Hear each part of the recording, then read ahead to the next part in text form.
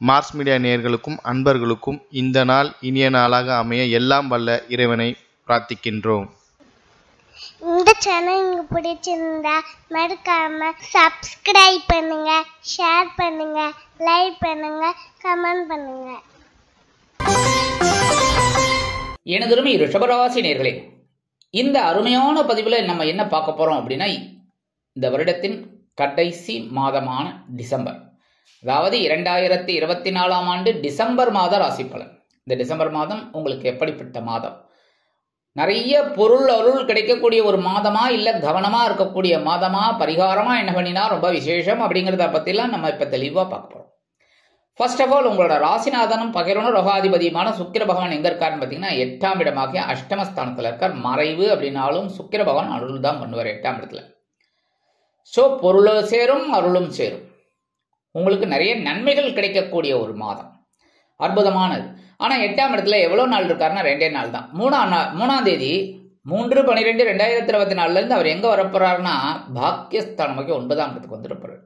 9ஆம் இடம்ங்கிறது ரொம்ப ரொம்ப விசேஷம். ஏன் அப்படின்னா பாக்யம். ஐயா, நான் மறுபடியும் எல்லாருக்குமே சொல்றது என்னன்னா, எவ்வளவு சொத்து சுகம் எல்லாம் இருந்தாலும், வண்டி வாகனம் வீடு எல்லாம் இருந்தாலும், அதெல்லாம் அனுபவிக்கிற ஒரு பாக்கியம் வேணுமா வேண்டாமா? கண்டிப்பா வேணும். 4 சொந்த வீடு இருக்கும், பங்களாக்கெல்லாம் இருக்கும், ஆனா அவன் வாடகை வீட்டில் இருப்பான். ஏன்? பாக்கியங்கள் இல்லை. அந்த மாதிரி பாக்கியங்கள் இல்லைன்னு சொல்லக்கூடிய அளவில் இல்லை. ஆனா உங்களுக்கு 9ஆம் இடத்துல சுக்கிர பகவான் அற்புதமா இருக்கார். தந்தையார் வழி உறவினர்கள் ஆதரவாக இருப்பார்கள். புதிதாக வேலை தேடும் குழந்தைகளுக்கு அருமையான வேலை வாய்ப்பு அமையும். பூர்வீக சொத்துக்களில் இருந்து வந்த குழப்பங்கள் குறையும். வீட்டை பராமரிக்கும் எண்ணம் உங்களுக்கு மேலோங்கும். இப்படி பண்ணலாம், அப்படி பண்ணலாம் அப்படின்லாம். 30/12/2024 முதல் இந்த சுக்கிர பகவான் எங்க வரப்போறாருன்னு பாத்தீங்கன்னா, உங்களோட ஜீவனஸ்தானமாகிய 10ஆம் இடத்துக்கு வந்துடுறாரு. உத்தியோகத்துல பரபரப்பா இருப்பீங்க. அதே மாதிரி தொழில் வியாபாரத்திலையும் நிறைய பேர் உங்களுக்கு வாடிக்கையாளர்கள் வருவாங்க. ஏன், புதுசா கூட்டாளிகள் கூட வருவாங்க. அதனாலேயே உங்களுக்கு சில நன்மைகள் ஆட்டோமேட்டிக்கா கிடைக்கும். 7/12 கூடிய அதிபதி செவ்வாய் பகவான் சகாயஸ்தானத்துல நீச்சம். 3ஆம் இடத்துல நீச்சம் அடைஞ்சாலே கொஞ்சம் கஷ்டம்தான். ஏன்னா தைரியம் குறையும். ஒரு பயம் இருக்கும் மனசுல, எடுக்கிற காரியங்கள்ல ஒரு பயம். ஐயோ, இது தெளிவா நம்மளால செய்ய முடியுமா அப்படின்னு. கண்டிப்பா உங்களால முடியும். ஏன்னா ரிஷபம், காலைனாலே சொல்லணுமா? சொல்லுங்க. ஒரு முன்னேற்றம் உங்களுக்கு உண்டாகும் அப்படின்னா தைரியத்தை விடப்படாது. அந்த முன்னேற்றம் வேணும் அப்படின்னா தைரியத்தை விடப்படாது. அதே சமயம் தைரியத்தை விடாம முயற்சிகளை மேற்கொண்டுட்டே இருங்க. ஏன்னா 3ஆம் இடம்ங்கிறது வீரியஸ்தானம், முயற்சி ஸ்தானம். முயற்சிகளை மேற்கொண்டுட்டே இருங்க. கண்டிப்பா ஒரு முன்னேற்றம் உங்களுக்கு வரும். இந்த நேரத்துல வாழ்க்கை துணை உங்களுக்கு ரொம்ப ஆதரவா இருப்பாங்க. என்னதான் நீச்சம் அடைஞ்சாலும் செவ்வாய் பகவான் உங்களுக்கு களத்திராதிபதி, விரையாதிபதி. திடீர்னு ஏதாவது ஒரு சுப செலவுகளோ இல்லை ஏதாவது ஒரு செலவுகள் உங்களுக்கு வந்துட்டு இருக்கும். அதெல்லாம் மீட் அவுட் பண்ணிட்டு போயிட்டே இருக்கும். சரியா? சீருடை பணியாளர்களாகிய காவல், ராணுவம், தீயணைப்புத்துறை, மருத்துவத்துறையில் வேலை பார்க்கும் நண்பர்களுக்கு எதிர்பார்க்கும் இடமாற்றம், பதவி மாற்றம், பதவி உயர்வு, சம்பள உயர்வு சற்று காலதாமதமாகி பிறகு நிறைவேறும். இதுல 3/12/2024 இருந்து இந்த செவ்வாய் பகவான் வக்ரம் வேற அடைகிறார். வக்ர பயிற்சி தனியா போட்டிருக்கோம், அதையும் பார்த்துக்கோங்க. இந்த வக்ரம் அடையும் போது எல்லா விஷயத்திலையும் நீங்கள் கொஞ்சம் கவனமாக இருக்கணும். அதுவும் உடன்பிறப்புகள் விஷயத்தில் கொஞ்சம் கவனமாக இருக்கணும். என்ன அப்படின்னா, ஏதாவது நீங்கள் அவங்களுக்கு செஞ்சு கொடுக்குறேன்னு வாக்குறுதிகள் கொடுத்தீங்கன்னா கஷ்டப்பட்டு முடிச்சு கொடுத்துருங்க. சரியா? இல்லைன்னா மன கஷ்டமாகும். கரெக்டா? ஆமாம், கண்டிப்பாக. இப்போ நான் உங்களுக்கு ஒரு 1000 ரூபாய் நான் தரேன் அப்படின்னு சொல்லிட்டு தரலன்னு வச்சுக்கோங்க, உங்களுக்கு அந்த நேரத்தில் மனசு கஷ்டமாகும். ஏன்னா கொடுக்குறேன்னு சொன்னவர் கொடுக்கலையே அப்படின்னு. அதனால நீங்கள் எல்லா விஷயத்துலையும் கவனமாக ஹேண்டில் பண்ணால் ரொம்ப விசேஷம். இந்த நேரத்தில் வாழ்க்கை துணை உங்களுக்கு கை கொடுப்பாங்க. அதுவே பெரிய பாக்கியம். 2/5 கூடிய அதிபதி புத பகவான் 7ஆம் இடத்துல இருக்கார். களத்திரஸ்தானத்துல 7ஆம் இடத்துல இருந்தா பரவாயில்லை. இன்னும் வாழ்க்கை துணையோட உடல் ஆரோக்கியத்தில் கொஞ்சம் கவனமா இருக்கணும். ஆனா உங்க உடல் ஆரோக்கியம் சிறப்படையும். ஏன்னா இந்த 7ஆம் இடத்துல இருக்கிற புத பகவான் தனது 7ஆம் பார்வை உங்க ஜென்மராசியை பார்க்க போறாரு. அதனாலே உங்களுக்கு உடல் ஆரோக்கியம் சிறப்படையும். உங்களுக்கு தனவரவு ஓரளவுக்கு வந்து சேரும். குழந்தைகளின் மூலம் ஒரு சந்தோஷம் இருக்கும். ஆன்மீக பயணங்கள் உங்களுக்கு அற்புதமாக நிறைவேறும். அதேமாதிரி கோவில் திருப்பணிகளில் ஈடுபட்டு மனமகிழ்வீர்கள். குலதெய்வ பிரார்த்தனைகளை நிகழ்த்தக்கூடிய ஒரு வாய்ப்புகளும் உங்களுக்கு சேரும். 31/12/2024 இருந்து இந்த புத பகவான் 8ஆம் இடத்துக்கு வரார். மறைவு ஸ்தானம். ஆனால் மறைந்த புதன் நிறைந்த லாபத்தை கொடுப்பார். ஸோ இவ்வளவு நாள் பட்ட கஷ்டங்கள் உங்களுக்கு கண்டிப்பாக குறையும். அடுத்தபடியா சுகாதிபதி சூரிய பகவான் உங்களுக்கு சுகாதிபதி சூரிய பகவான். அதனால தான் நான் சொல்லுவேன், உங்களுக்கு சூரிய வழிபாடு கண்டிப்பாக பண்ணுங்கன்னு சொல்லுவேன். டெய்லி பண்ணுங்க. காலையில் எழுந்தோடனே குளிச்சுட்டு சூரிய பகவானை பார்க்குறதுல உங்களுக்கு என்ன கஷ்டம் சொல்லுங்கள்? உங்களுக்கு அவருக்கு என்ன விரோதமா, சண்டையா, இல்லை ஏதான அக்ரிமெண்ட்டில் சைன் பண்ண மாட்டேன்ட்டாரா? ஒன்றும் கிடையாது. அவர் எல்லாருக்கும் அருள் பண்ணிட்டு தான் இருப்பார், அனைத்து ஜீவராசிகளுக்கும். கரெக்டா? அதனால காலையில் எழுந்தோடனே ஸ்நானம் முடிச்சுட்டு நேர கிழக்கு திசையை பார்த்து, என்ன கிழக்கு தானே வரார், நேர கிழக்கு திசையை பார்த்து ஒரு கும்பிடு போடுங்க. சுகங்கள் அனுபவிக்கக்கூடிய ஒரு வாய்ப்பு உங்களுக்கு வரும். சுகம் வந்தாலும் உங்களுக்கு பெரிய ஒரு பாக்கியம் கிடைக்கும். அது அந்த சூரிய பகவான் எங்க இருக்காருன்னு பார்த்தீங்கன்னா கலத்திர ஸ்தானமாக 7ஆம் இடத்துல இருக்கார்.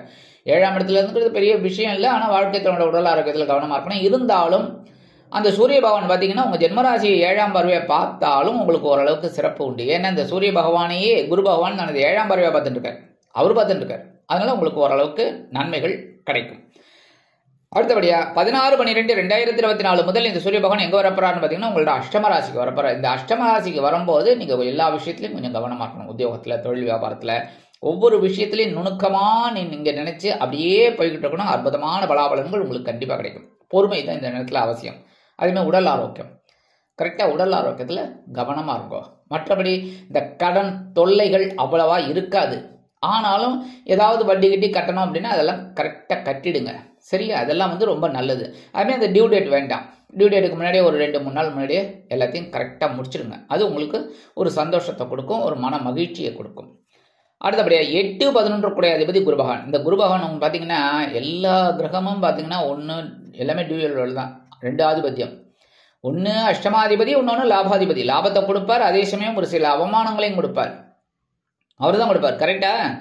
உங்கள் ஜாதகத்தில் உங்களுக்கு கண்டிப்பாக அமைஞ்சிருக்கும் ஒரு நேரம் சில அவமானங்களை சந்தித்து வெளியில் வந்திருப்பீங்க. பெரிய பாக்கியம். வெளியில் வர்றது தாங்க பெரிய விஷயம். அவமானப்பட்டு கூணி குறுகி உட்காரதை விட வெளியில் வரும் பாருங்க, அதுதான் பெரிய விஷயம். ஏன்னா அதான் வைரம். தீட்ட தான் வைரம் பளபளக்கும். அதனால இந்த அஷ்டமாதிபதி உங்களுக்கு கொடுக்கக்கூடிய கஷ்டங்களை தூசி போல எடுத்துக்கொண்டு அப்படியே வெளியில வருவீர்கள், ஃபீனிக்ஸ் பறவை போல. அப்ப இந்த குரு பகவான் என்னன்னா பக்ரகதியில் இருக்கார், ரொம்ப நல்லது. ஏன்னா ஜென்மராசியில் இருக்கார். ஜென்மராசியில குரு இருக்கிறது மனசுல கொஞ்சம் குழப்பத்தெல்லாம் கொடுப்பார், டென்ஷனை கொடுப்பார். ஆனால் இந்த நேரத்தில் பக்ரத்தில் இருக்கிறது உங்களுக்கு டென்ஷனை குறைப்பார், ஒரு நன்மைகளை கொடுப்பார். அதே வகையில் குருவோட பார்வை என்னைக்குமே பலம், சுப பார்வை. அது எந்த நட்சத்திரத்துல எந்த ராசியில இருந்தாலும் அவரது பார்வை பலம், சுபபலம். இதை நான் அடிச்சே சொல்ல, மாற்றுக்கிறதே கிடையாது. ஏன்னா இந்த உங்க ராசிநாதன் சுக்கிர பகவானுக்கு பகை கிரகம். ஆகவே பகை கிரகம் ஒரு பார்வை பார்த்தால் அது அவ்வளவுதான். அதெல்லாம் நான் சொல்லவே மாட்டேன். ஏன்னா சுபகிரகம் சுபகிரகம் தான். அந்த வகையில உங்களுக்கு 5ஆம் பார்வை 5ஆம் இடத்தை பார்க்கறதால குழந்தைகளின் மூலம் மனமகிழ்ச்சி இருக்கும். ஆன்மீக பயணங்கள் உங்களுக்கு வெற்றியை கொடுக்கும். பூர்வீக சொத்துக்கள் உங்க கைக்கு வரத்துக்கு வாய்ப்புகள். அதே மாதிரி 7ஆம் பார்வை உங்களோட கலத்திரஸ்தானத்தை பார்க்கறாரு. வாழ்க்கை துணை உங்களுக்கு ரொம்ப ஆதரவா இருக்காங்க, இல்லைன்னே சொல்லவே முடியாது. அனைத்து ரிஷபராசி என்பவர்களும் கமெண்ட்ஸ்ல சொல்லுங்க. எந்த ஒரு நேரத்திலையும் உங்களை கைவிட மாட்டாங்க, உங்களை காப்பாற்றுவாங்க. அதான் பெரிய விஷயம். பாசம், இந்த வடிவேல் ஒரு படத்துல பாசக்கார உள்ள அப்படின்னு, அந்த மாதிரி பாசம் நேசம் அதெல்லாம் உங்களுக்கு இந்த வாழ்க்கை துணை மூலமா கிடைக்கும். அதே மாதிரி தொழில் வியாபாரத்துல கூட்டாளிகள் அனுகூலமா இருப்பாங்க. உத்தியோகம் சிறப்பாக அமையும். அடுத்தபடியாக 9ஆம் பார்வை 9ஆம் இடத்திலே விழுது பாக்கியம். பாக்கியஸ்தானத்திலே 9ஆம் பார்வை விழுது. இந்த பாக்கியங்களை அனுபவிக்கக்கூடிய ஒரு வாய்ப்புகள். அதுக்காக உடல் ஆரோக்கியத்தில் கவனமா இருந்தீங்கன்னா அந்த மருத்துவ செலவுகள் வராது. சரியா? மற்ற விஷயத்துல உங்களுக்கு பெரிய அனுகூலம் கண்டிப்பாக அமையும். அடுத்தபடியா 9-10 கூடிய அதிபதி சனீஸ்வர பகவான் ஜீவனஸ்தானத்தில் இருக்கார். வக்ர நிவர்த்தியாகி இப்ப சூப்பர் பவரோட போயிட்டு இருக்கார். சரியா? அந்த வகையில உங்களுக்கு ஜீவனம் விருத்தி அடைகிறதுக்கு ஒரு அற்புதமான ஒரு முன்னேற்றத்தை கொடுப்பார். உத்தியோகத்தில் திடீர்னு ஒரு டேர்னிங் பாயிண்ட் கிடைக்கும்.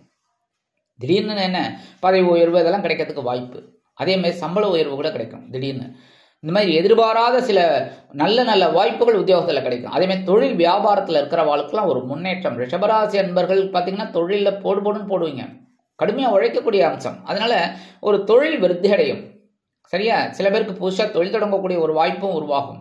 ஏன்னா 10ஆம் இடத்து அதிபதி 10ஆம் இடத்திலே இருக்கிறதுனால ஒரு தொழிலை அமைச்சு கொடுப்பார். அந்த தொழில் உங்களுக்கு விருத்தி அடையும். அடுத்தபடியா பார்வைன்னு பார்த்தீங்கன்னா 3ஆம் பார்வை உங்களோட விரயராசியை பார்க்குறாரு. அப்பப்போ செலவுகள் வருது. யாருக்கு தான் சுவாமி செலவு இல்லை சொல்லுங்க? யாருக்காவது செலவு இல்லைன்னு சொல்லுங்க. கோமா ஸ்டேஜில் இருக்கான் பாருங்க, அவனுக்கு தான் செலவு கிடையாது. அவனை வச்சு தான் மற்றவங்களுக்கு செலவே தவிர அவனுக்கு ஒரு செலவும் கிடையாது. அந்த மாதிரி எல்லாருக்கும் செலவு இருக்கு. செலவை பற்றி கவலைப்படாதீங்க, எல்லாத்தையும் சுப செலவாக மாற்றிக்கோங்க. சரியா? அடுத்தபடியாக 7ஆம் பார்வை உங்களோட சுகஸ்தானத்தை பார்க்குறாரு. உடல் ஆரோக்கியம் அப்படி எப்படி இருக்கும் முன்ன பின்ன, அதெல்லாம் கொஞ்சம் அப்படியே கவனிச்சுட்டு போயிட்டா ரொம்ப நல்லது. இந்த நேரத்தில் உறவினர்கள் ஆதரவாக இருப்பாங்க. அதுமாதிரி வெளிநாடு இல்லைன்னா வெளியூர் பயணங்கள்ல உங்களுக்கு அற்புதமாக இருக்கும். அடுத்தபடியாக 10ஆம் பார்வையாக உங்களோட களத்திரஸ்தானத்தை பார்க்குறாரு. களத்திரஸ்தானத்தை பார்க்கறதுனால உடல் ஆரோக்கியத்தில் கொஞ்சம் கவனமாக இருக்கணும், வாழ்க்கை துணையை கொஞ்சம் கவனிச்சுக்கணும். சரியா? அடுத்தபடியாக ராகு பகவான் அற்புதமாக உட்கார்ந்துட்டு இருக்கார் லாபஸ்தானத்தில். பிரம்மாண்டமான ஒரு கிரகம், நல்ல கவனிங்க, பிரம்மாண்டமான ஒரு கிரகம், கற்பனையிலேயே ஒரு பிரம்மாண்டத்தை கொடுப்பார். அதுக்காக தான் ராகுக்கு வந்து துர்க்கையை வச்சது. துர்க்கைக்கு பார்த்தீங்கன்னா 32 கை 16 கை இந்த மாதிரிலாம் இருக்கும். ஒவ்வொரு கையிலையும் ஆயுதங்கள். சரியா?